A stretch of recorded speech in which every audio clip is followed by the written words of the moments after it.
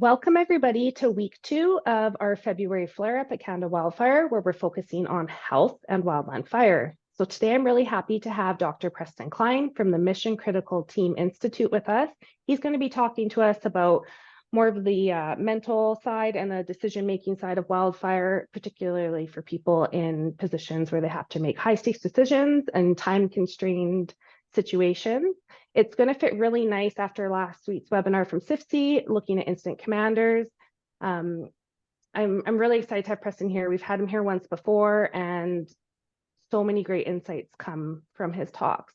So if you don't know me, I'm Karen Bluen. I'm the research coordinator at Canada Wildfire. I am located in Leduc, Alberta, which is situated on Treaty 6 territory. All of us across Canada come from different places, different lands from the First Nations, as does Preston down in the States. So I'd like us all to take a moment to think of the land that we reside on and the people who held the land before us.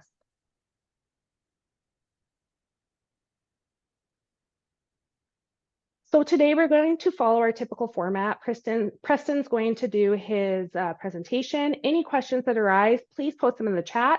He'll be kind of monitoring that throughout and be able to adjust if needed. Then at the end of his presentation, I'll be able to field any questions from the chat directly to Preston, and we can have an open Q&A at the end. So with that, I'm going to hand it over to Preston. Thank you, Preston, for joining us.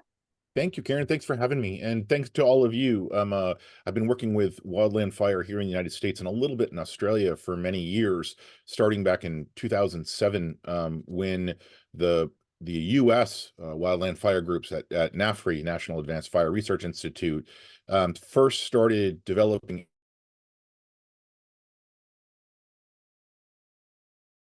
because at the time I was working at the Wharton School. My background is that I started my career in the 80s leading 60-day wilderness trips for kids out of prison up and down the East Coast, and have since led wilderness expeditions on all 7 continents.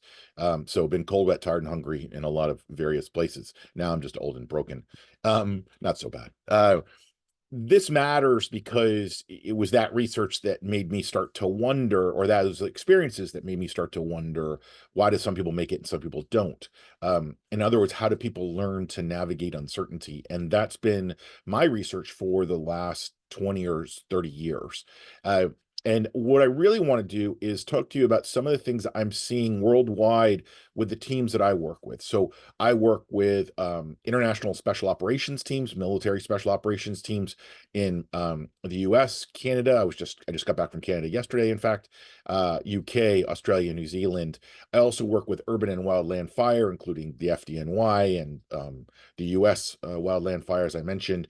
I work with trauma and emergency medicine and tactical law enforcement, FBI, Secret Service, and others, things like that. And then I serve on a couple of committees at NASA with their selection and assessment. But this particular discussion I want to have with you, and I want it to be a discussion. So I know that you are, I lived in Canada, in Toronto, Nova Scotia, for 1st through 5th grade. And so I know there's some hesitancy often to speak, but it would be a great kindness to me if you had questions and just throw them in the chat. And I promise to make whatever you say look amazing and the smartest thing anyone's ever said. So it'd be helpful to me just to make sure I am calibrating and speaking to your needs, because we're together so short. So I'll get right into it. You're not going to be a PowerPoint. I'm going to be telling you some stories and then showing you some of the research that we've been doing. And then I'll also point to where this research has been published. The first thing I want to tell you is when I first started working with the U.S. Wildland Fire, I was asked, because what they said, because I don't have a background in fire, that it would be really helpful if I went out to one of their staff rides. You're probably familiar with this. It's a military tradition where you go to a site of a battle or a fire, and you sort of review the decision-making of that incident. In this particular case, it was Storm King Mountain, South Canyon fire, happened a number of years ago, and about a dozen people were killed. It was led by a guy named Eric Hipke, who was a smoke jumper at the time, and he survived, but suffered some burns. And I was flying around at that time, going to different teams, and I was a little tired, not paying attention. And when I arrived, the way it works is you go to the mountain, and there's these two, you're going up a valley, and the mountains flank up this way into kind of a chimney. And what had happened was they were fighting the fire mid-range up the mountain, and we're at Round Boulder, which is about 10,000 feet in altitude. and the wind shifted at the same time that embers had started the fire below, and basically the fire raged uphill and they were trapped. And the only way to survive was to get over the ridge, strangely enough called Devil's Ridge. Some of them made it and some of them didn't. And Eric is one of the ones that made it, but literally with his pack and clothes melted off the back of him, along with some burns.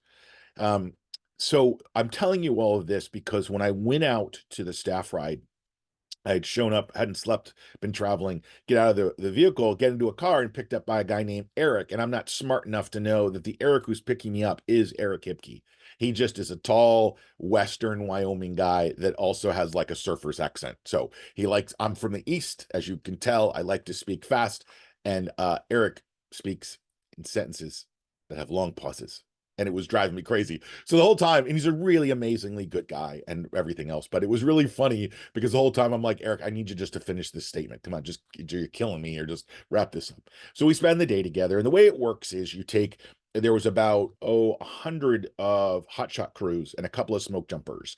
And the way it works is that the cadre takes them up onto this flank of the hill, and they look down, and they use with maps, and they show them, here's the arc of the fire, here's where the people were, et cetera, et cetera, et cetera.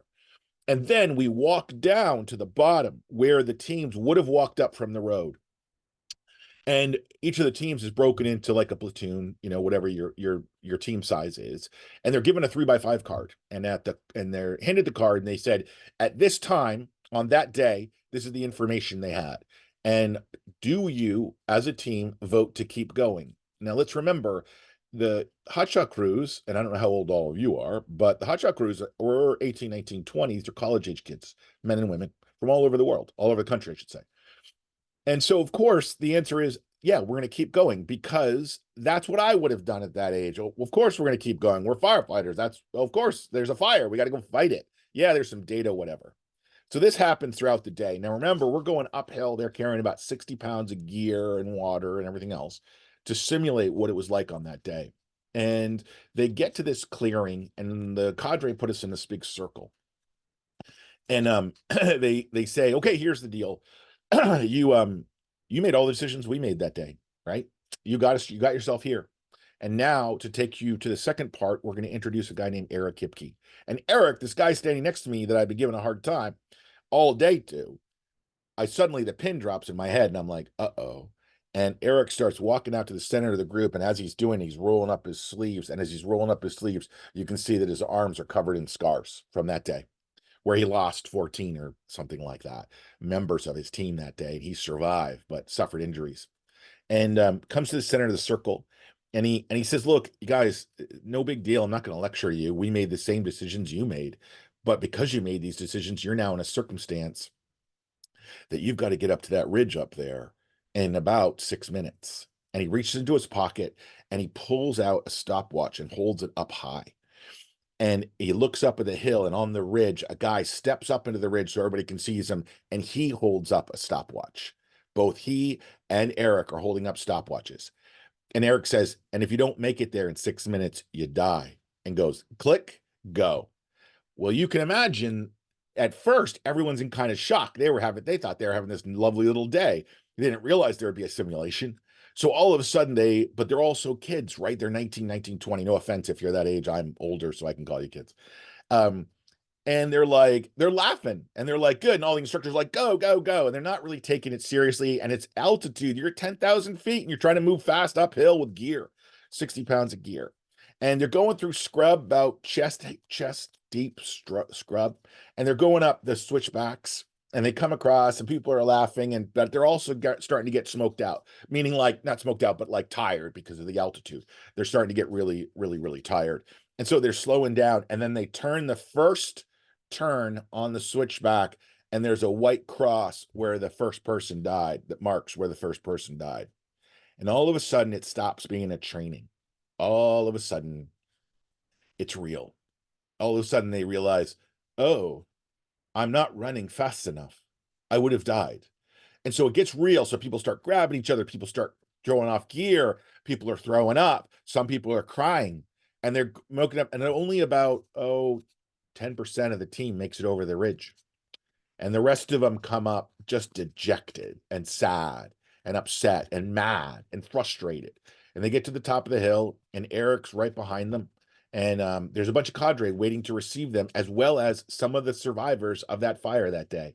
And they put them in circles, and they said, look, welcome to the world that you've entered. This is the life we lead. You're going to make decisions that you don't think are a big deal until they're a really big deal. And then you have to live with the consequences for the rest of your life. I'm telling you this story because you, by choosing your life, you have decided to basically take the hard path, what we call the hard path. And I'll talk a little bit more about this throughout our chat and hopefully our conversations. Hopefully, I'll put some questions in the chat box.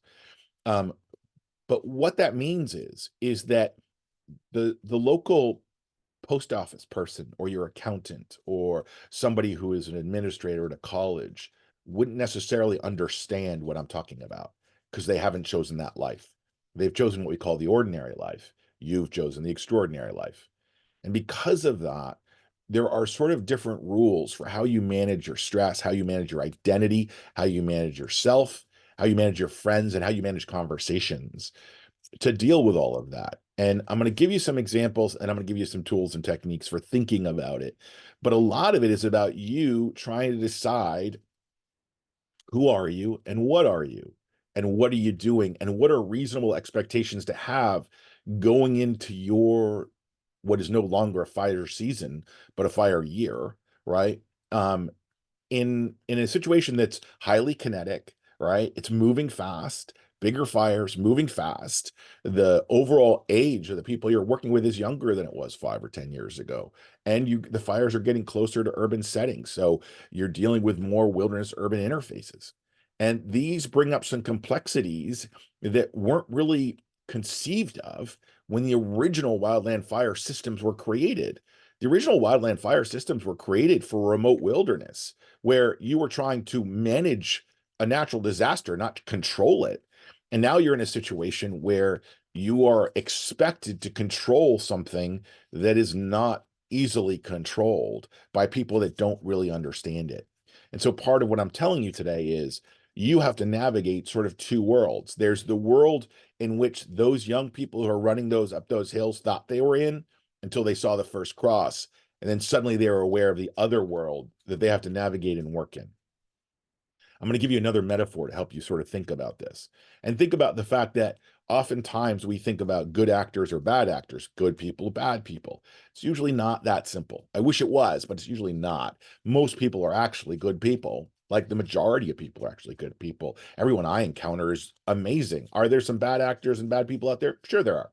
There always will be. That's part of the deal. But most people are pretty awesome. So I want you to imagine this scenario. Let's say tomorrow, all of us are invited to go visit my friend, Dr. Lucy, at UPenn Trauma or Shock Trauma in Baltimore. And we go to the University of Maryland Hospital. And the person that's giving us the tour for this metaphor, this person doesn't exist. I'm making all this up, is Bob. Now, Bob's amazing. Bob has an MBA, Master's in Business Administration. He's a math guy, an accounting guy, and a genius. And he saved the hospital by coming up with new ways to manage the money and leveraging some loans and everything else. He saved the hospital, and he's really proud of it. And he wants to take us on a tour of the hospital. What you need to understand, and it's really important, Bob's a good dude. He really is. And he's really proud of his work and he's proud of his hospital. But you also need to understand is that Bob is an ordinary guy and he likes being an ordinary guy. He goes to work Monday through Friday, 9 to 5. He takes his kids to Boy Scouts on Saturday, church on Sunday, and he watches the same TV shows at night. He has the same outfits he wears and he has the same thing for breakfast every morning, and he loves his life. He loves it and he's good at it, and we're grateful he's doing it. He did not choose the hard path. He intentionally did not choose the hard path. It's not in him. So he's proud of the hospital. So he takes us on this walk. And we're going down the hospital. We see the machine that goes ping, and we see some other rooms and some computers and all things he's excited about. And then we go down to level 3 in the hospital, and we walk into the orthopedic trauma ward. Orthopedic trauma, if you don't know, is where they fix bones that have been broken in trauma, car accidents or things like that. It's also the place they do amputations. So if you've got cancer in your leg, or you've got some other problem, or some sort of trauma where you can't keep the limb, they're the ones that will cut it off so it doesn't kill you. Now, we're walking by, and Bob, this ordinary guy, turns the corners to tell us how proud he is of this new unit, orthopedic trauma. They invest a lot of money into it. And he passes by a window where Dr. Lucy is amputating the leg of a 16-year-old girl. Now, if you've ever seen one of these things, and I've seen a few of them, they are startling. Your brain does not know what to do with the amputation of a limb. It is shocking to watch, regardless of the reason. Now, the background here is this. The young girl in this imaginary story had been struggling with cancer for a year, in and out of hospital, and her leg has been withering and doing some other things. And finally, she just wanted her life back, and she knew that the leg wasn't getting better. And so she worked with Dr. Lucy, the surgeon that was amputating her leg, and they agreed over time to amputate the leg so that she could go to prom and just have some part of her high school back. And so for them, for the girl, it was a decision, wasn't great, but it was the best outcome for her. And she was looking forward back to getting her life back. For Dr. Lucy, that was her third amputation that week. And she was proud of the work that she was doing.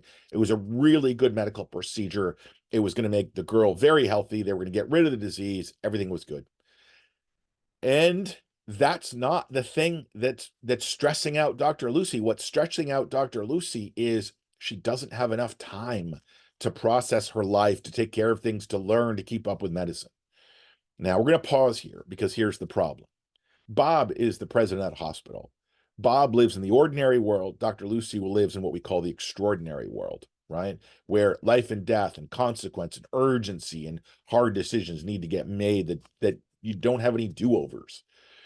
And so what ends up happening is Dr. Bob sees this, and in his head, as a leader, as a good person, he thinks, I need to go back to my office, and I need to create some resiliency programs, and I need to send some emails out. I need to have some meetings. I need to get some counselors and some chaplains in to talk to Dr. Lucy. The problem is that that's the thing that's actually stressing out Dr. Lucy. It's not going to help her because Dr. Bob doesn't understand that she doesn't think about it that way. She thinks about wanting to do the work well, and she needs more time. And what's happening is all these programs that are being created by a well-meaning Bob are actually distracting Lucy from what she really wants and adding a lot of stress to her.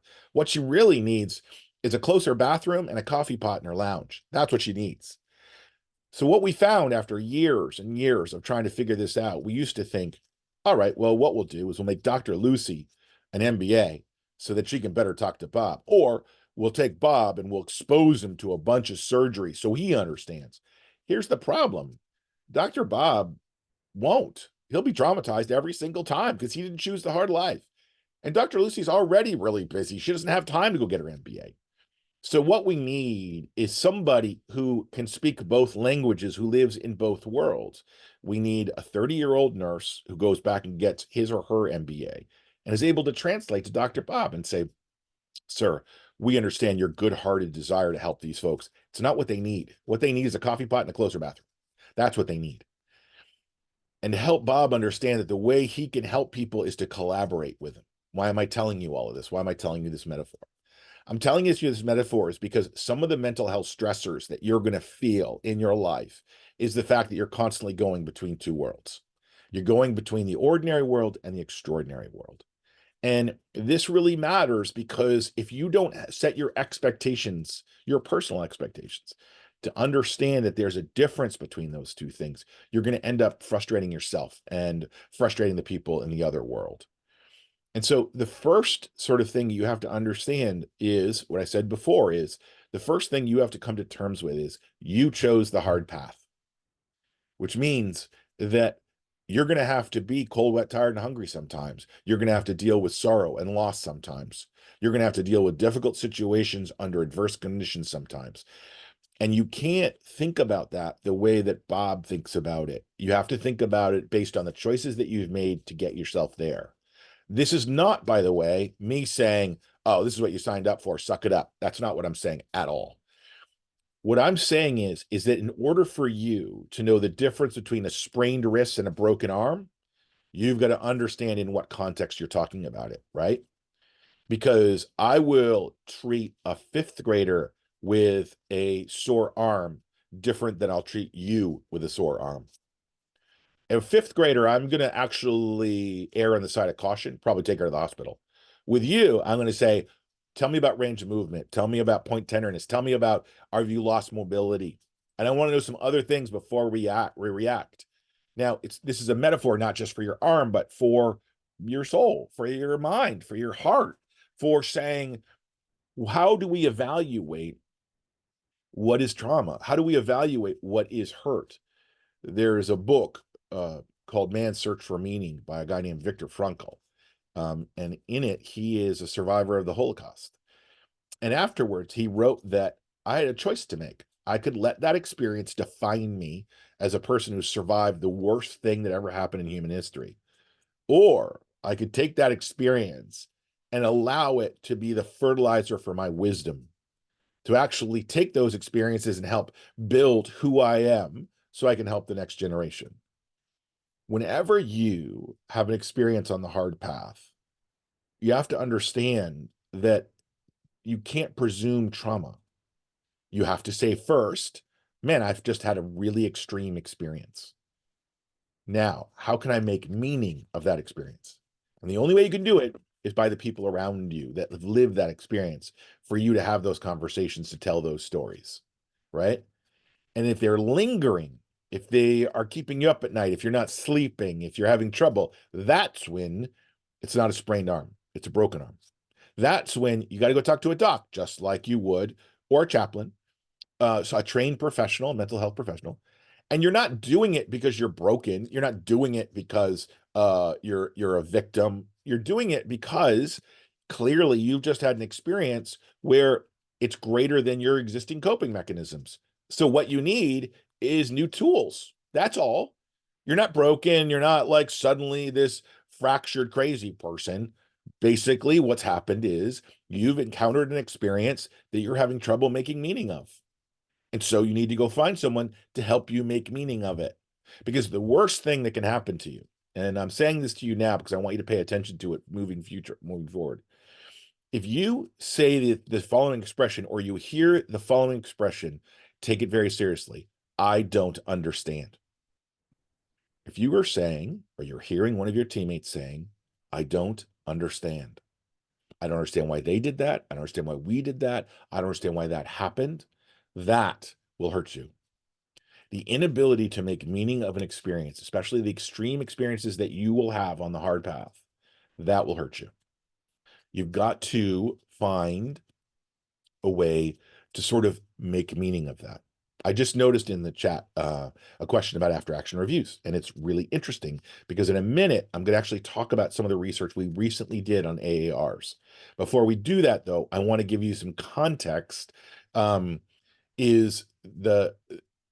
want to give you some context about how we frame out our after action reviews and why. And to do that, I need to first sort of talk to you about the concept of residue.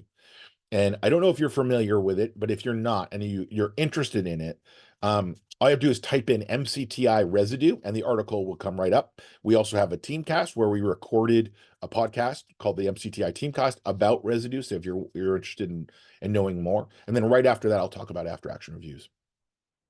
And so the first thing I want to talk about, and then I will talk about after action reviews, because I want to talk about sort of things you can do. And this is the beginning of that. So because of my background and who I work with, so we started MCTI, our institute, in 2016. We started at the Wharton School at the University of Pennsylvania, where it was incubated for 3 years. And then we went independent in 2018, the end of 2018. And while we did that, in those years, since 2016, every year of those years, I've buried a friend of mine. Because when you work in tactical law enforcement and special operations and in fire and in medicine, the problem is that during the war years, I was burying my friends because of combat. But in the post years, we've lost 4 times as many people to suicide as we have to combat. 4 times as many. And it's that inability to make meaning of the experience. And one of the things you need to understand is that when you have those experiences and you had a bad day, no one's coming to rescue you. This is really important. No one is coming to rescue you because you're the rescuers. Let me say that again. No one's coming to rescue you because you're the rescuers. So why I'm telling you this isn't because to bring you sorrow and be like, oh my gosh, it's to say this. Because you've chosen the hard path, you have to take full responsibility for that path, which means you need to develop the skills, the physical skills to do the work and do the job. You need to be in shape, but you also need to develop the coping mechanisms and the mental health skills to manage those experiences. That's your responsibility. It's not somebody else's responsibility. You're a boss or a chaplain or psychologist to do that for you. That's your job. They're there to help you do that, right? And that means a willingness to have that conversation to overcome things like shame and embarrassment and feeling like you're letting your team down or you're not working as hard. No, it's just you're developing skills in the same way you develop skills how to use a chainsaw or hand tools or anything else. It's no different. These are just mental skills. That's all it is. Emotional coping mechanism. They're just skills and tools, just a different kind of. So in 2000, I don't know, a number of years ago, I was asked to go down to Alexandria, Virginia to go to a Wounded Warriors event for some of the folks that work in really clandestine operations and special operations. So you've never heard of them. You don't even know their teams. I won't even tell you who they are or what they are. You wouldn't have heard of them. But anyway, they work behind enemy lines and they do all sorts of incredible, stressful things. And occasionally they get shot and blown up and hurt. And the problem is when you are working in those sort of covert kind of environments where you can't talk about your work, you also can't talk about your injuries, which means that when people are injured, they're often isolated. It's hard to talk about. So these folks are really at risk of depression, of suicide, of things like that, because there's no one to talk to. So they brought me down to this event in Alexandria, Virginia, to do a Wounded Warriors event so we could support these folks in a quiet, enclosed, private setting. And I was like, great, I'm in. And so while I was there, they told me that the actor Tom Hardy, so you might know Tom Hardy from Peaky Blinders, or he was Bane in Batman, or he's in the movie Venom that's coming out. It's been out for a little while. So Tom Hardy is going to be there to premiere Venom, his movie. Um, and um, and so they say to me, hey, Preston, Tom Hardy wants to talk to you. Now, here's a couple of things. I'm a researcher. There's no way that Tom Hardy wants to talk to me, right? Like, I know that. Like, there's no reason. But here's the problem. It turns out that when Tom Hardy was filming the movie Black Hawk Down, he asked if anyone knew of some things he could read to better help him prepare for military roles. And so they came across my white papers that was working with special operations, and he started reading that to the point where there was one point in history where the only people to have read my dissertation was my dissertation committee, my doctoral dissertation, my dissertation committee, my wife, and the actor Tom Hardy. No one told me this. Hysterical. So anyway, I meet him, and he asked me all these intense questions. I was like, what's going on? And finally, he explains the whole thing, blows my mind. But he asked, hey, Preston, why didn't you talk about residue? And I had no idea what he was talking about. So I'm going to explain it to you how he explained it to me. He says, when I play Bane in Batman, I'm a method actor. This is him talking. I'm a method actor. And as a result, I become Bane. I become that role, that person in that context. And for that period of time, I become that person. I become the warrior that is Bane. And I cry like him. I rage like him. I'm angry like him. I'm vindictive and jealous and all the other things. I wear the same clothes that he wears, and I go to sleep and wake up as Bane. And I do it for months at a time. And I do some things that Tom Hardy wouldn't do, but Bane would.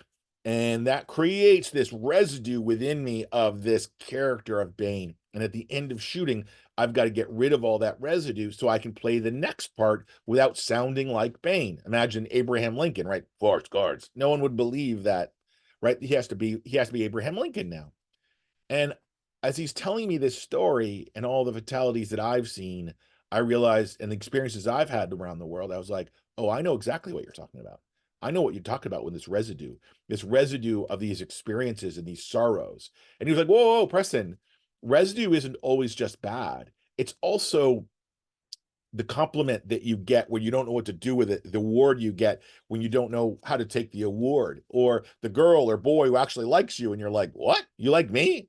You don't know how to make meaning of the good things too, right? And it's this process of these things where you're like, I don't understand. I don't understand why I got that award, or I don't understand why my friend died, right? It's the residue of these unresolved things that stick with you. And your choice is that you can either make meaning of that residue, you can actually process that residue, much like Viktor Frankl talked about in Man's Search for Meaning, in order to be wiser, to be smarter, to be of greater service to your friends, or that residue can pile up inside of you and pile up inside of you and pile up inside of you until you can't breathe or think or laugh anymore, until it's all darkness and pain. That's your choice. This is what I'm saying. You have a choice. And so what I'm getting at is that when you're choosing this life, you have to remember that you're not somebody waiting to get hit by a train. No, you're the hero of this journey. You're going out there and you're aware there are trains out there. And so if a train happens to knock you down, it's your job to take responsibility of the fact that, okay, I saw that coming and now I got to deal with it.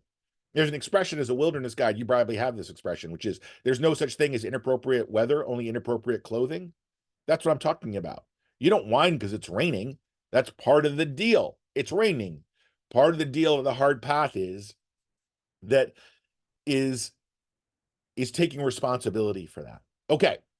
So that's and the things we came up when we wrote the Residue Park, the Residue article, is some things that will help you. You can read the article, but some of those things that we came up with is this idea of making meaning of experiences by talking, by not having shame and embarrassment and silence.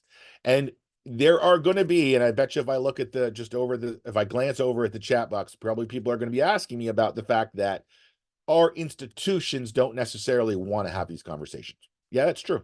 It is true. And partly is because they don't know what to do. They don't know how to fix it for you. And so what I'm saying is something different. What I'm saying is that after you have an experience, and that's where we're going to get into after action reviews in a second, I want you to start having honest conversations with the people around you about the experiences that you have. But here's the problem.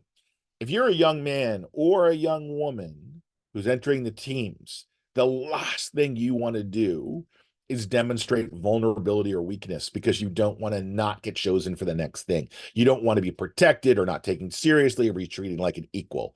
Okay, you're all going to have to get over that. You're all going to have to just get over that. You're going to have some honest conversations. And the way it works is this.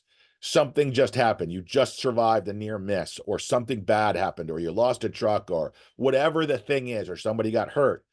Somebody has to say out loud, wow, that was intense. Anybody want to chat about that? Because I want to make meaning of what just happened. I want to understand what's going on so I don't leave here not understanding. And there's going to be emotions. That's okay. There's going to be people that are angry or sad or frustrated that we even want to talk about it because they don't want to talk about it. They want to move on. It's okay. No one has to talk about anything they don't want to talk about. But if you start getting in the habit of talking about it, it will help you normalize a conversation that needs to happen. Because remember what I said, this isn't the ordinary world. This is the extraordinary world. And the only people that understand it are the people around you. And you're missing an opportunity to talk about it because let's be honest, you go home to your spouse, your partner, your kids, your family, your mom, your dad, they're not going to understand.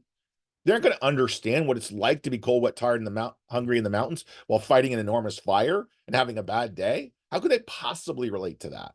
Right? They'll be sympathetic. They'll be empathetic. They love you. They'll want to help, but they won't know how. It's your responsibility and your team's responsibility to look after one another. And I mean fully look after each other. This is what I mean about taking full responsibility of choosing the hard path, right? Owning the whole thing. Not blaming others, not blaming your bosses for not understanding or doing anything else, not blaming anyone. It's about you making a choice about the conversations you want to have with your peers, your subordinates, and your bosses. And if people are like, oh, I'm not comfortable talking about that, just ask them, be gentle, but ask them, well, what's our alternative? Like just to suck it up? Because that's not working. Look at the data. The survivability of people in structural fire here in the US, the suicide rate is crazy, right? So the option of not talking about it, we've already tried that. It's not working out. So let's try something different. Might be uncomfortable. It's a lot less uncomfortable than going to a funeral, I promise you. That conversation is way less uncomfortable than going to your friend's funeral. I promise you. I promise you. And the worst thing that can happen to you isn't a bad day. It's not. No matter what happens, and I've been through situations where I had to tell parents that I was not fast enough or smart enough or talented enough to save their child, and their child was not coming home or they were coming home broken. I've been through that. And I promise you that is what is worse than that experience is staying silent when I could have helped somebody, because I will survive and they won't. And I have to live with that, and am living with that for the rest of my life, when I could have had the courage to say something and chose not to because of shame or an awkwardness or embarrassment, or it's not my place. You chose the hard path. You have to make some decisions about the life you want to live. And that includes being honest with yourself and the people around you about the extraordinary nature of what you're doing. So, being honest about things, that's part of dealing with residue, part of dealing with your family, actually looking after them. One of the lessons I learned through the residue process was I often would protect my wife, who's a teacher, and I would often not tell her about the bad day I had, because who wants to talk about dead kids to a teacher? But a counselor and a chaplain brought me aside and they said, "You're missing the point, Preston. Your wife desperately wants to support you. You don't have to tell her the gruesome details. You can just walk in and say, I had a really bad day today, and I'm tired, and I'm frustrated, and I'm angry, and I'm sad. I'm deeply sad." My wife knows all those emotions. She knows what to do about those things, even if it's just getting me a cup of chicken soup, right? Or making me a peanut butter and jelly sandwich, right? Or getting me a cup of tea. Sometimes it's the simple gesture that actually can be really, really helpful. So looking after your family and being able to talk to them in a way they can hear it and understand it matters. But again, that's a personal choice. Now that brings us to after action reviews. So I'm just going to quickly take a look and take a pause here, because I want to make sure Karen or anybody else doesn't have any questions or anything in the chat box that I want to just dial into. Um, yeah, Yep. Yeah. This is what I'm sort of speaking to. Yeah. And it's as a leader. So I'm looking at Leanne's comments and Alexandra's comments and Graham's comment. Well, I'll get to a second around what do you do in an institution where the leadership is overwhelmed by a tragedy and they don't know what to do and they don't want to make things worse, right? Because there's a real thing called contagion. And if you handle it bad and you say, oh, we're all doomed, everyone will be like, we're all doomed, right? So a couple of things you need to know about this. One, complaining as a leader, just so you understand, when you complain or whine as a leader, and this is something that's come up in public these days, I don't know why leaders are doing this. And the reason is because once you complain, what you're saying to everyone around you is you no longer have the power to influence that thing. You're saying you're a victim. That's what you're doing by complaining. So you can't complain. What you can do, though, is you can literally just name things. So I'll use an extreme example. You guys had some fatalities last year, right? And people are like, I don't know what to do with that. Sure, you do. You're going to name it. So if somebody passed away during the fire and their name was Jeff or Sally or John, you're going to say, man, I miss Sally or John or Jeff, right? You're going to say that because it's true. You're not violating anything. You're not being weak. You're just acknowledging it. And then you can also say, and I am worried that might happen again this year. It might happen to someone else. That's okay too. But you can't stay there. You got to say, and what are we going to do about it? How are we going to look after each other? You can't fix what you can't talk about, right? You have to have some honest conversations, even if it makes people uncomfortable. But don't beat against the tree. Don't try to get leaders to do it. Just do it amongst yourselves. Just have those conversations, but do so in a way that moves you forward. Okay, so I'm going to just transition now to um so there is a I see so Dean just wrote requires an agency to also be supportive and have the process in place to have those conversations. So I'm not sure that's true. And I want to challenge that a little bit. I understand what's going on because you need the mechanisms to get everybody together. And I think what happens for leaders is often in these kind of cases, they can be led by their subordinates. So I think there's ways on your crews, in the trucks or at breaks, where you don't have to have a formalized sit down critical incident stress debriefing. You can literally just have a conversation to say, how's everybody doing? And name the thing.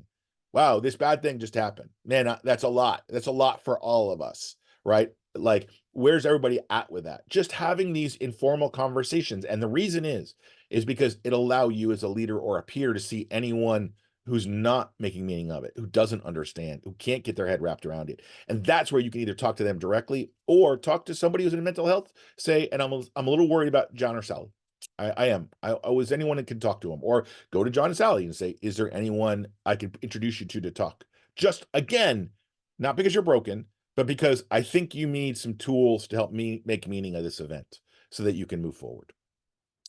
Okay, so a couple of years ago, you might have read about two FBI agents that were killed in Miami, where they were serving a high-risk warrant down in Miami. And they were killed when they knocked on the door opened, and they were both killed. So when that happened, one of the things I do is that I teach at Quantico for the national SWAT teams, the senior team leader course. I'm one of the instructors. And as a result, because I knew these folks, the FBI requires, after there's an agent fatality, that they have an after-action review. And they named me by name. They had some bad relationships with their psychologist, so I was requested by name. Normally, I don't do those. Normally, I will not, because I'm not a psychologist. I'm an educator. That's what my degrees are in. And two, it's not my team. And so I always feel like it's awkward, and it can often have the wrong outcomes. And so what we did instead, and by the way, we wrote this up, it's in the Harvard Business Review under After Action Reviews. If you go there, that paper is available now. And what I did was I went down to my co-author, Matt Hoffman, who was the head of that team. And what we did instead was a thing called narrative inquiry. And I'm going to give you the bottom line so you can kind of follow along. The reason I did it this way is because here's what I need you to understand about after action reviews. And this is really important. The research that we did from a psychology, an education, and a neuroscience perspective. What you need to care about mostly as a leader or as a peer with an after action review isn't what you think happened. It isn't what lesson you think they need to learn. There isn't about how to change the SOPs or policies. That's not what really matters. What really matters is if this thing happened on a Friday and you have an after action review Friday afternoon, what matters is what story will those people on that team be telling themselves on Monday? What story will they telling, like the story about what I did, what the team did, and what happened, right? And if it's a story, regardless of what you think should have happened, if the after action review results in a story where it's I suck, you suck, we suck, then you failed, because that's the narrative they're going to walk away with. As a leader, what's important, really critically important that you're thinking about is how do I shape the narrative? Not how do I mislead, not how do I manipulate. That's not what I'm talking about. What I'm saying is, going back to what I said about Viktor Frankl, which is how can I take a perspective that a team that chose the hard path dealt with a hard thing? How do we move forward? Right? How do we move forward? What story do we need to be telling? So what we did is we went down to Miami and we put people in teams. It's called cabaret style, about 8 people to a table. And there were about 40 people in a room. And what we did was we went down and I opened it up. I introduced myself. And then I said, we'd already arranged this. And we said, the oldest person here who happened to take the initial call that shots had been fired and they were going to let the SWAT team go. Why this matters, you need to know this, is that the reason this was a big deal is those 2 FBI agents never called the SWAT team. Normally, in a high-risk warrant, the SWAT team's involved. In this particular case, they didn't involve the SWAT team. And the question is, why? Why wasn't the SWAT team called? And that's why the SWAT team was so upset. They knew they could have done something, but they weren't given the chance, right? And 2 of their friends died, and they don't understand. Remember, I don't understand. Why didn't they call us? And a lot of emotions were running high. And so what we needed to do is get the story out. So we had the first person get up to tell the story. And what they did was they said, at this and this time, I picked up the phone and was alerted that shots had been fired. At which point I initiated our process, and this happened, and then I called so-and-so. And as soon as he said that in the room, the person he referenced stood up in the room and began telling their version of the story. Little by little, the deal was that everybody in the room, all 40 people, and it took about 2.5 hours, had to tell the story of what they did during the experience. Why does this matter? It matters because during that process, people would go, oh, wait, that's why you moved from there to there. And they're like, yeah, why do you think I moved? And I was like, I thought you were running away. Why would I run away? it allowed people to fully understand everyone's perspective. I'm not talking about the truth. I'm talking about everyone's perspective, your intentions. Why did you do what you did? And at the end of that process, everybody sat back. It wasn't that they were any less frustrated or said less sad, but that they understood, right? They understood why everybody did what they did. But the thing they didn't understand was why didn't they call them? Why those agents didn't call them. So we took a break after lunch. And after lunch, I came back and I went up to the board and in big letters wrote, why didn't they call you? Because that's the elephant in the room. That's the thing everybody wants to know. And it's not helpful not to talk about it, right? And this is not clinical. I'm not trying to fix anyone. I'm trying to make clear the stuff that we have to talk about because we can't fix what we can't talk about. And so at first, of course, they were like, well, it's because the agents were idiots. I was like, okay, fair enough. But I've been married 20 some years now, and never once has the argument been entirely my wife's fault. Never once in 20 some years. My guess is that you have some blame as well. And so we did it again. And this time they realized that they had been walking through the halls in such a way that they were like the high school football team and they were intimidating people and they'd create barriers. And so on that Monday, they self-decided, I wasn't part of this, they decided that they were going to find out the breakfast and coffee or tea orders from everyone in the building, in the Miami office.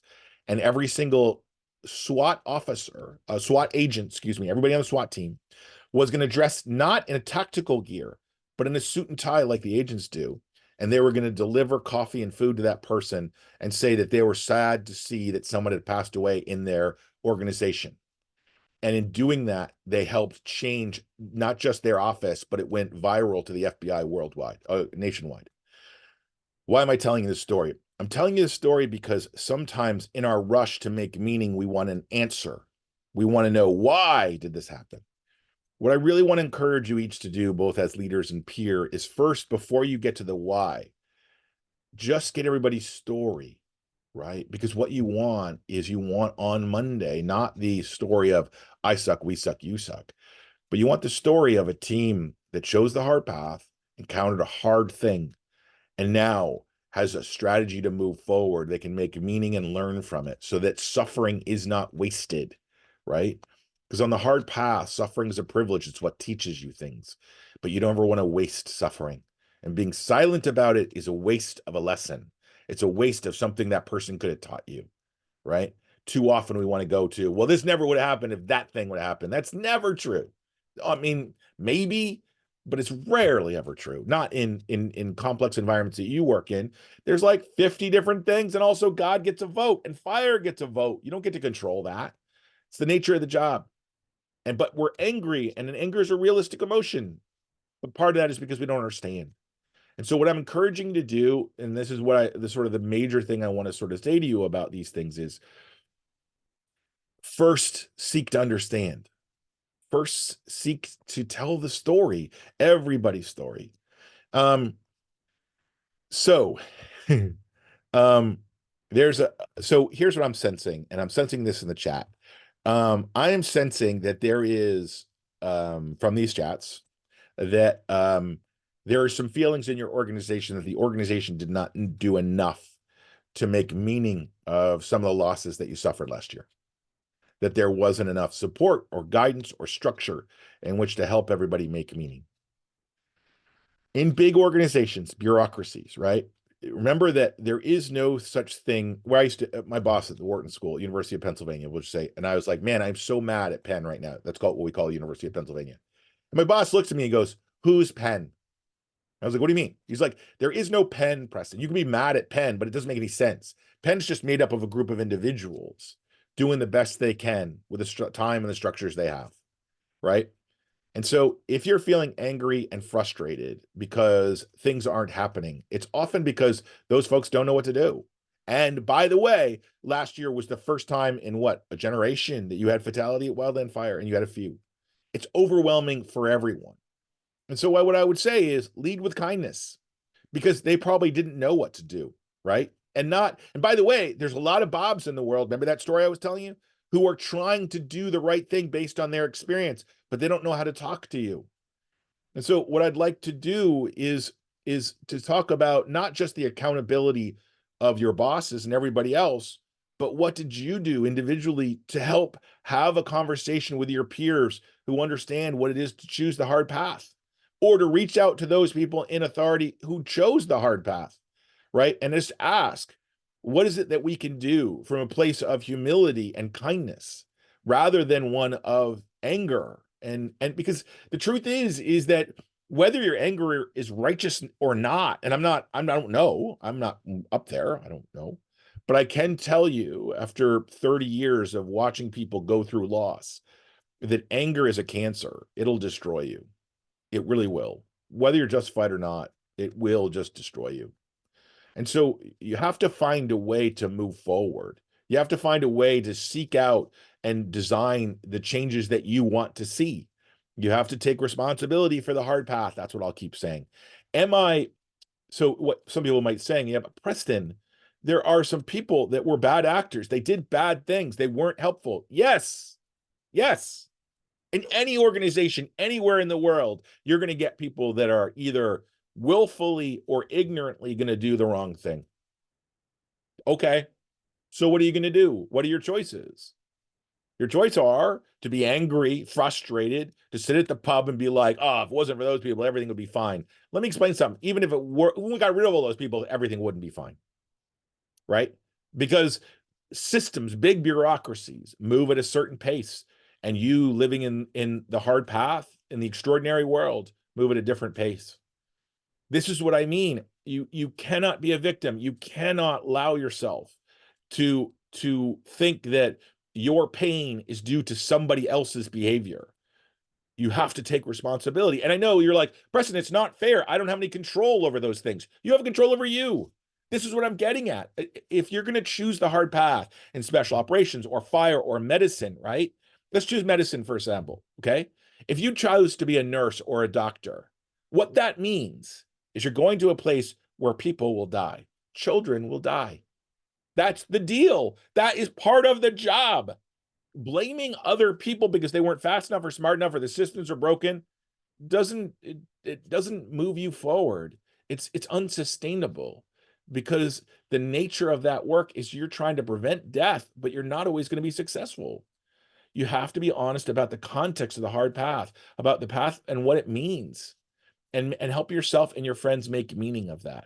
I'm not trying to be flippant. I'm not trying to in any way excuse poor behavior, but I am trying to give you a sense of what can you control and what can't you control. And do not spend a lot of time being angry about the things you can't control. And for those things you can control and influence, do so with kindness and generosity, and do so with a plan. If you're going to influence an organization, remember the rule that any plan you have to solve for not just your problem, but one problem above and one problem below. You have to solve for your boss's problem. Can we pay for it? Do we have authorities? And the subordinate that has to implement. Can we actually pull this off? If you're only solving for your problem, it's selfish, because you're stomping your feet and having a tantrum. I want this to happen. Good for you. You work in an organization. It's complicated. You have to solve for one up and solve for one down. But I promise you that if you start thinking that way, and how do I solve not just my problem, but one up and one down, you'll start to see movement. Because I promise you, most of the people that you're frustrated with want to do a better way. They just don't know how. Okay, so it's 12:24. We've got roughly a half an hour. So I just want to open it up to conversations, get Karen involved in here, and sort of anything that I'm saying that's controversial, or if you think, Preston, I just disagree, you can't hurt my feelings. I spend all my time working with juvenile delinquents and savages and special operations. So, and I'm American, so I have thick skin. So what I really want you to do is say, I disagree for the following things. And I'm just reviewing sort of the chat now to see if So Preston, thank you for everything so far. One of the things that I've been thinking a lot about during this is we're getting lots of ideas of things that we can do and how we can take ownership. Yep. Do you have any advice for people that are just done? They're burnt out. Yeah. They're fatigued. They're not getting an off season anymore. That's right. Yeah. So what's really interesting that's happening, interesting is the wrong word, right? Is you've got I'm just going to speak some hard truths right now, okay? So you've got a system in wildland fire that was invented or developed around World War II. using shovels and other hand tools. And then later we had some helicopters and some fixed wing craft, and now some drones and some other things. But the solutions were invented at a time that doesn't exist anymore. And the fires are changing, right? And you're going from fire seasons to fire years, and it feels insurmountable and it feels overwhelming. And so a couple of things I would say is, if you're burnt out, first ask, do you need a break or are you done? Those are two different questions. All of us who've chosen the hard path, there's a difference between just I need to get some sleep. I need to be like salt water and like a beach somewhere, and I need to get my act together, right? And I just need some time away from crisis. I don't need to be in the back country all the time. I used to say, I just want to put my toothbrush somewhere and have my toothbrush stay there for a little while. Like, that's all. I just need some consistency. That is different from I'm done. And there is a point where you're going to be done. These lives are intense, right?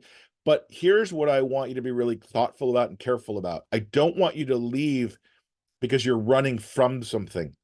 I want you to leave because you're running towards something. This is really important. You may be tired. You may be feeling burnt out. That's okay. You're not dead, right? You still have a lot to give. And you're still a person that probably wants to be of service. So the question isn't so much, am I burnt out? It's that the way in which you're trying to be of service to the world, you probably don't feel like you're moving the needle. So a different question to ask might be, where can I go where I feel like my way of being of service is actually moving the needle? And that's a different question, right? Because that isn't a question of somebody who is broken and has given up. That's a person that's pivoting and re-examining what's truth or not. The truth is, your existing system is going to have to change. It has to. It's just not built for this. And so your choice isn't, right now, I continue to beat my head against the wall and become fatigued and burned out, or I can be part of the coming change. That's the question, right? Unless you are truly that your life cycle, your life is changed. Maybe you have kids or a spouse or an aging parent. Maybe your life has just changed in such a way where you're being asked to do too many things. And that's where having that onwards conversation about, I've got other priorities I have to pay attention to, but don't do it because you think you couldn't hack it anymore. Of course you can. You're amazing. But life changes, and you have to be honest about those changes. That's what I would say. Thanks, Preston. There's a really good comment and question in here that I think will resonate across Canada. How to deal with negative comments from the public or accusations from people not enough is being done. That's something that's been really hard in Canada over this last season. 100%. And first of all, I think you can all be pretty empathetic to somebody that is without warning for the first time ever evacuated from their homes, right? That is scary, right? There's fear involved. So first of all, you have to understand that people who are afraid are going to say stuff. That's just data. That's a transmission of fear. It's nothing to do with you. That's people that are worried that everything they have may be taken from them, and they're afraid, and they have no one to talk to. So let me explain it this way.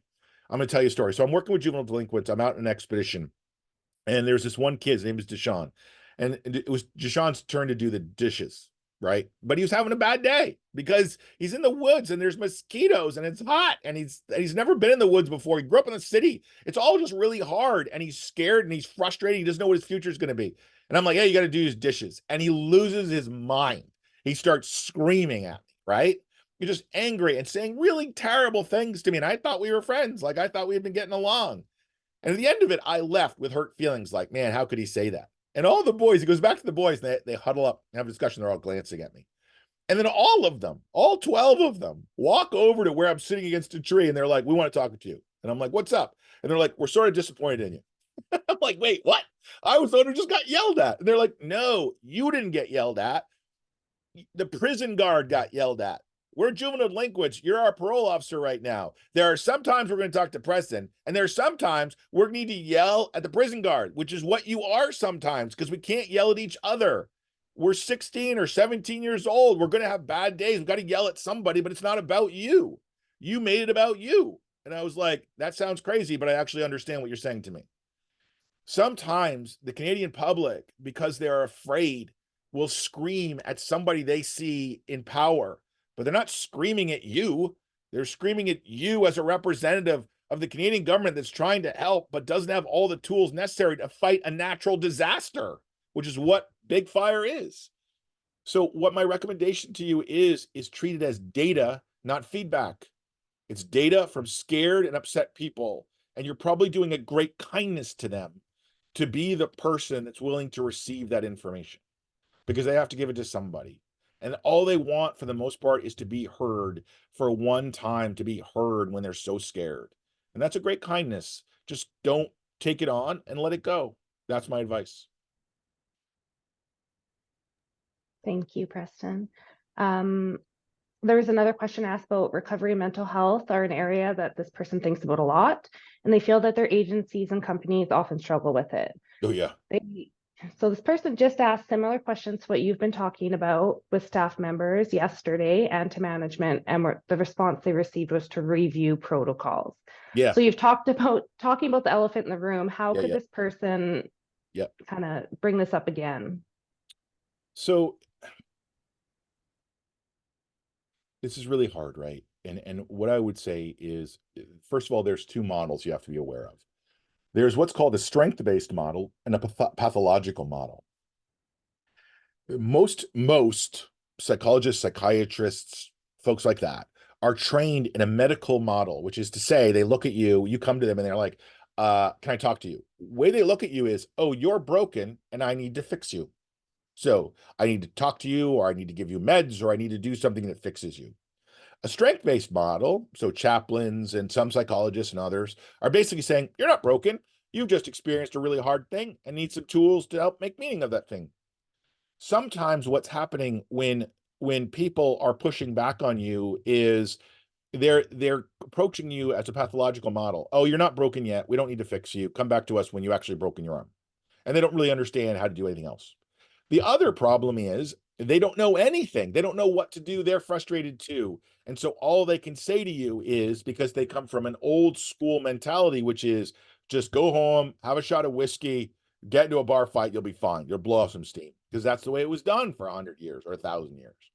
And so what you have to do is, instead of waiting for them to learn how to process this, you and your team need to start investigating and looking after yourselves and role modeling what it looks like when done well. Because I promise you, if you're waiting for them to rescue you, they don't know how to do it. And so that's where finding a team that you can collaborate with, reaching out to some people, and then approaching your bosses and saying, hey, following thing happened. We were dealing with it. We decided to do the following, and it really worked. We think that we should do this for others as well. That's what I would say. That perfectly segues into our next question. So we have boot camps for new recruits. In these boot camps, we don't have much time with the recruits. One of the courses I developed is called Human Factors. Yep. We try to speak of potential stressors and decisions, fatigue, and help the recruits navigate these new pressures. It's really awesome. It's really an awareness course. Do you have any input on how we may introduce new recruits to these types of pressures in a constructive way without shedding a negative light on stress or scaring them? Hey, Sam, real quick. I saw that. It's a great question. Can you just quickly in the chat window, when you do this class, is it a PowerPoint classroom kind of environment, or do you do it through scenarios or experientially? Because the point is it really matters. It's mixed. Okay. So what I would say is, here's what we've learned over the last 20 years is there's been a lot of research on mental strength and conditioning. So if you look it up, there's these, breathing techniques and visioning and positive self-talk and a bunch of different things like that.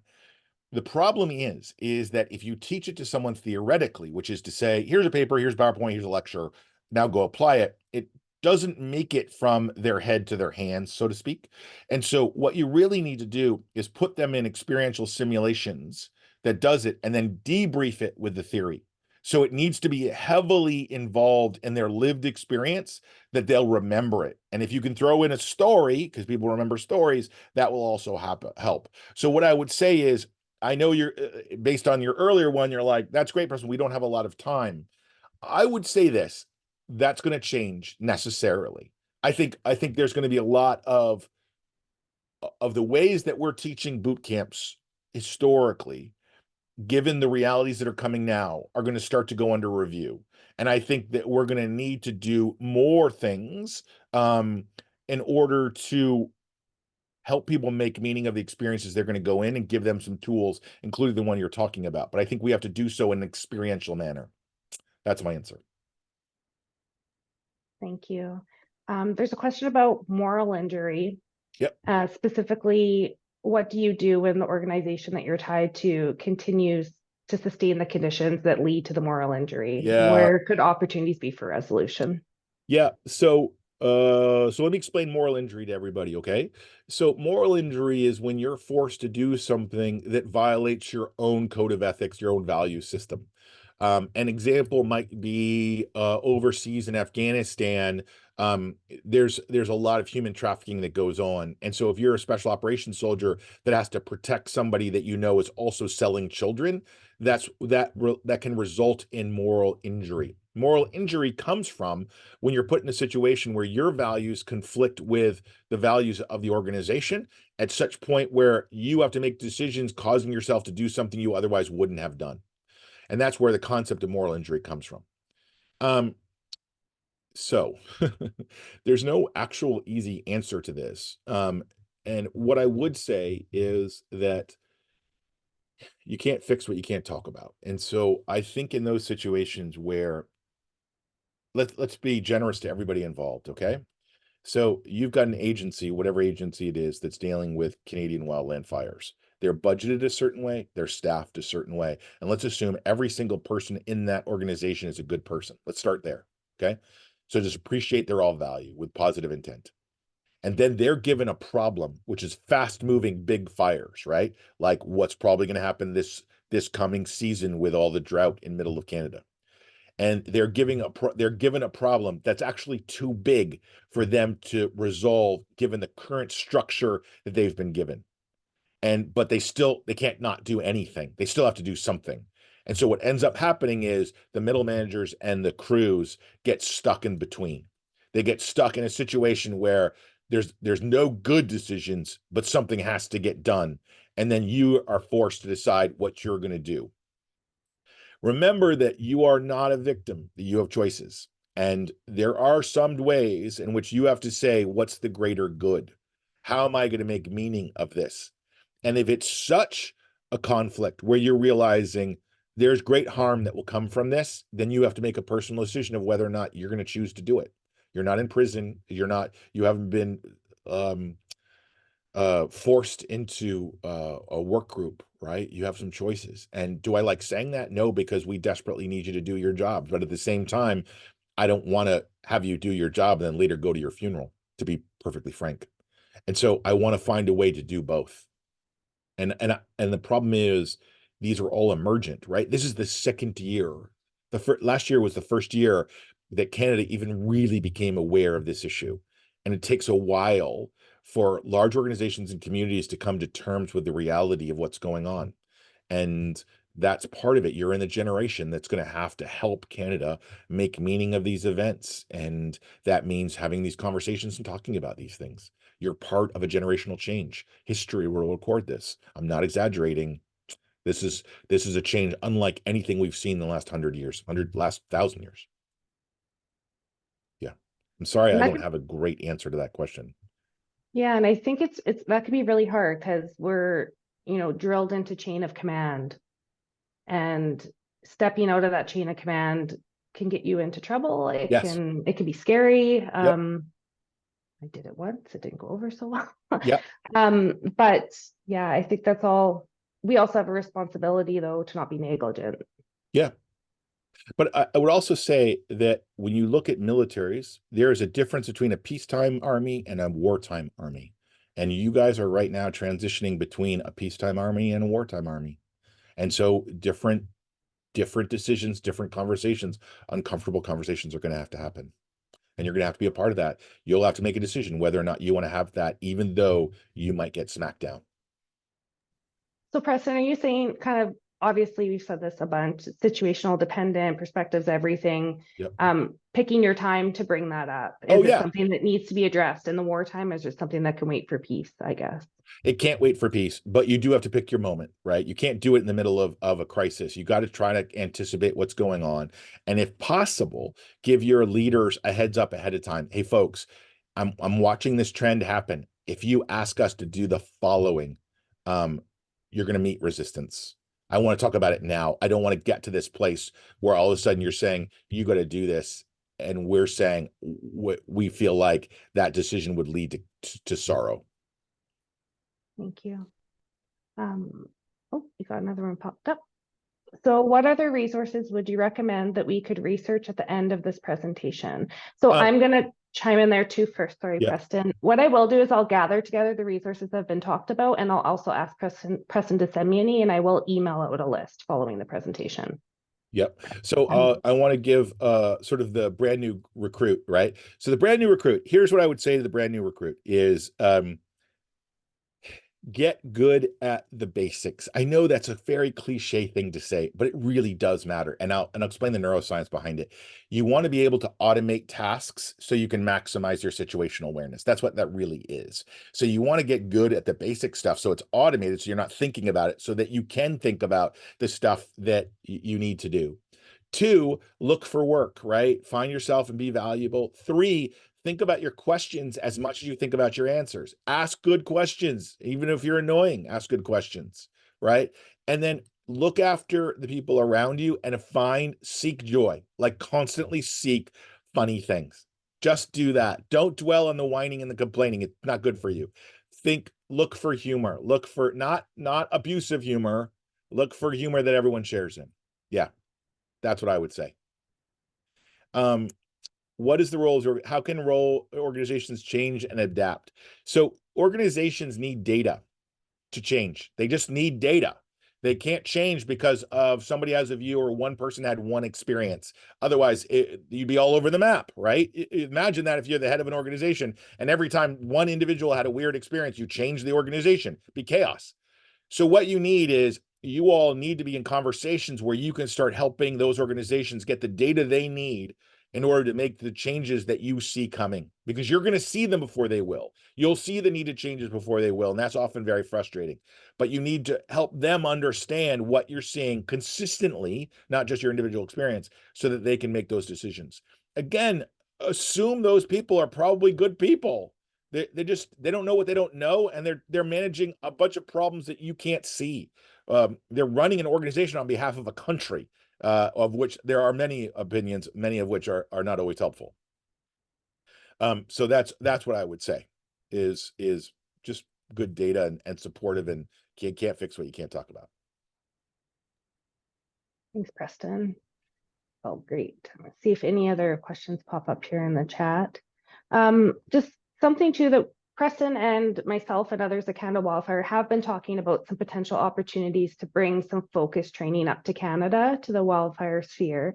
So if that's something that anyone's interested in learning more about, I'll put my email in the chat and you can feel free to reach out. But we're looking at the opportunity to bring up Preston and some of his other training cadre to Canada and offer a multi-day focus session. So please feel free to reach out if that's something that you may be interested in or your organization might be interested in. I want to talk about Andrea's comment. It's a really important one, right? So remember what I said about the fact that you guys, this is the first generation that's dealing with some of this stuff. And what that means is it's the first generation that, much like going from a wartime army to a peacetime, a peacetime army to a wartime army, is that some of your norms are going to have to change. And in Canada, that's Canadian norms, that's Indigenous norms, that's male norms and female norms. Meaning that none of you have gone to a course on what do I do when my friend or crewmate dies. There is no course offered on that, period. And so when a bad thing happens and somebody on your team is suffering and they're like, yeah, but I don't want to talk about it. I just want to suck it up because I'm worried if I talk about it, I'll just start crying. I won't be able to stop crying. That's a real fear. Then what I say to them when I'm in that is like, I'm not asking you to do it for you. I'm asking you to do it because people are watching And if you show courage, you give other people courage. So don't do it for yourself. Do it in service to the people around you who are suffering in silence. People who are service oriented will do things in service to those that they love. They will not do in service to themselves. And so when I find somebody who's not having a conversation, what I would often say is that don't do it because it'll help you or you know what to do. Do it because that kid over there, that new recruit, is going to be living this life and they need a role model that can show them what it is to make meaning of hard things. That's what I would say about that. Okay, so there's a book called Hero with a Thousand Faces, and it has to do with the hero's journey. It was the book that George Lucas used to write Star Wars. And it talks about the hero's journey and this question of how do we know when people are ready to choose the hard path? And I'm going to use Star Wars as an example, but it's actually true. So if you remember, and if you haven't seen Star Wars, I don't know what to tell you. I just take a look at yourself, really. I mean, just really evaluate yourself. It's disappointing. That's all I can say. Anyway, Luke Skywalker, right? He's on a farm, Tatooine. It's a moisture farm, but it's a farm. And he wants to go to the academy, but that's all he wants to do. He just wants to get away from the farm. And all of a sudden, these two droids show up, and they're like, "You got to save a princess." And he's like, "No, I don't. I'm going to the academy. I am not saving a princess." And then he meets Obi-Wan Kenobi, a mentor, and the mentor is like, "Not only do you need to save a princess, but you're a Jedi." And he's like, "I am not a Jedi. I am going to the academy. I'm a farmer. I'm going home." And his aunt and uncle are, burnt to death by the Empire. So he's like, "Oh yeah, we're going to get some stuff done." But the thing is, most people in the early days of joining the hard path don't see themselves in that role. They don't. And they need a mentor and they need somebody else to go, "I know you may not yet believe in yourself, but I believe in you. And until you're ready to believe in yourself, I'll do it for both of us." That's the power of mentorship and elders in your community. Yep. I don't Thanks. think anyone, I'm watching Kyle's argument here.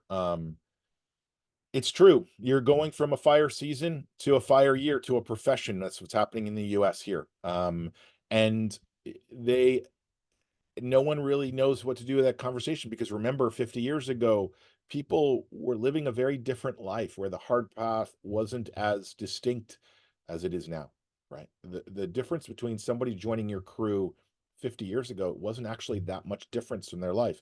Remember that many of the people that joined up in World War II to become rangers or other special operations, they were joining an easier life than one they had on the farm during the Depression. 3 square meals a day and someone gave them clothes was easier than what their life was at home. That's not true today. So we have to recognize that it's a changing system and it's changing expectations and it's a changing population. And so we need to do some different conversations. And that's why I started this story with the staff ride of getting those young students to run up the hill and see those crosses. We need to help them understand the life that they're choosing, not to scare them, but to say, welcome to this richer, amazing world where you'll get to see things and do things other people don't get to go and do. But we need to be more honest about the nature of that life. Yeah.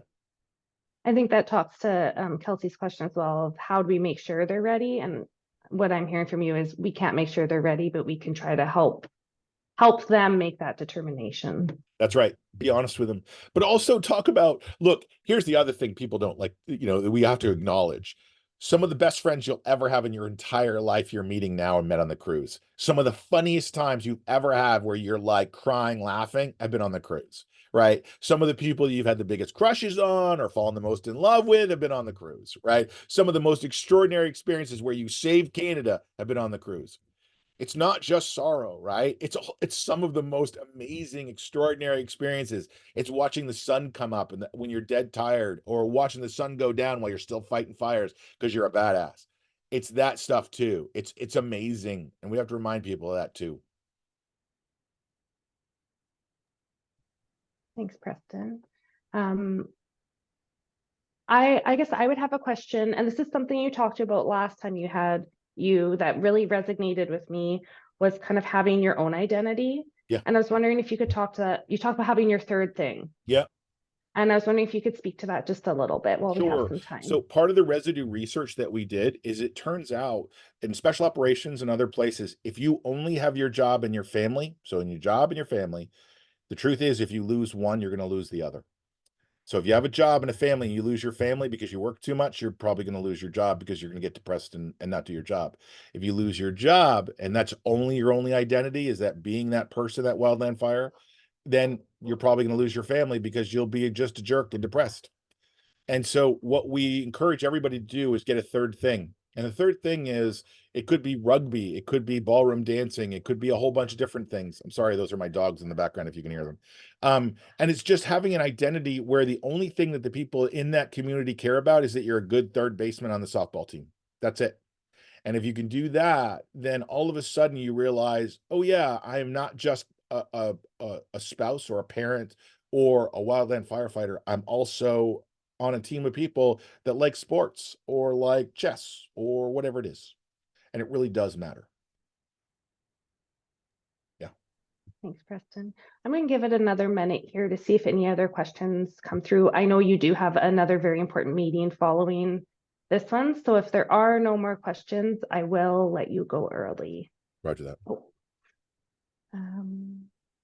Okay, so brilliant again, Dr. Cline. We've played some of your content and discussed your work, the hard path concept, with our SMKJ staff in the past 2 years, and it's been extremely well received. Thank you.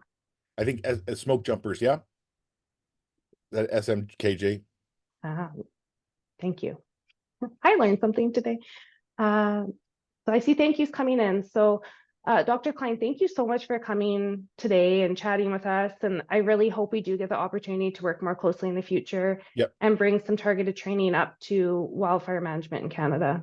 Thank you. And one thing I wanted to say to everybody on the call, I know that last year was hard in a way that a lot of people won't understand, but I actually do understand. And I know that it's probably frustrating because there's a system trying to adapt to these new needs and they don't really know either. And I know that can be super frustrating, but I just want to remind you of this. For all those people that were mad at you in civilians and everything else, you also have to remember all the people that didn't come up to you that were so grateful that you saved their homes and that you're out there trying. Most people in Canada think of you as superheroes. They think you're amazing. And I think you're amazing. And even though you chose the hard path and all this stuff up, never forget that you've chosen a very noble profession where you're trying to protect people you've never met to try to keep all that they've worked for. That's not a simple thing. And the country owes you a great deal of debt. And you should be super proud of yourselves, even on your bad days. Right? There's a lot of people who think you're extraordinary. It's one of the reasons I'm privileged to be able to talk to you like this, is because I think you're amazing. And so on those bad days, when you think nobody likes you, just know that Dr. Preston Cline thinks you're the most extraordinary person he's ever met. And I mean that in all honesty. So thank you. Thank you, Preston. Have a wonderful day. Happy Friday, everyone. And I hope to see you all next week. We have Dr. Paul White coming to talk to us about firefighter exposures. Thanks, everyone. Thanks, everybody. Bye. Bye-bye.